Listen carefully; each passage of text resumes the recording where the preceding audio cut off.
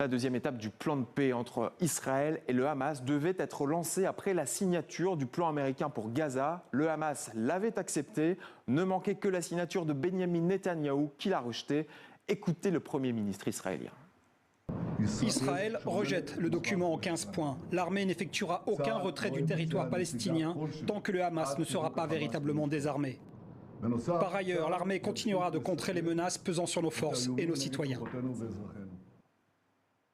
Et en direct à Tel Aviv, nous rejoignons notre correspondante Bethsabée Salem. Bethsabée, pourquoi Israël a rejeté la feuille de route de Donald Trump ?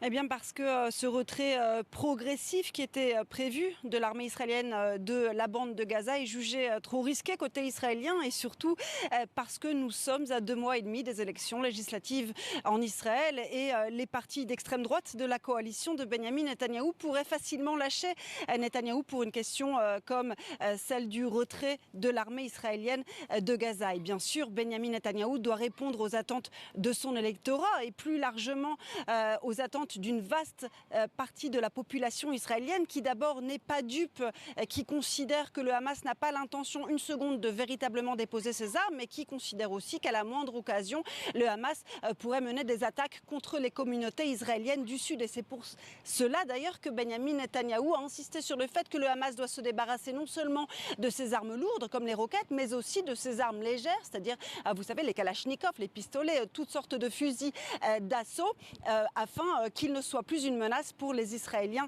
notamment du Sud. Et puis pour Benyamin Netanyahou, c'est une façon de répondre à énormément de critiques qui ont été lancées à son encontre ces derniers mois, non seulement de l'opposition, mais aussi de la part de sa propre coalition, sur le fait que finalement, en ce moment, Israël se plie docilement aux exigences des États-Unis sur des questions qui sont essentielles à la sécurité d'Israël, que ce soit à Gaza, au Liban ou en Iran. Et finalement, c'est une façon aussi pour Netanyahou de montrer qu'il sait tenir tête à Donald Trump.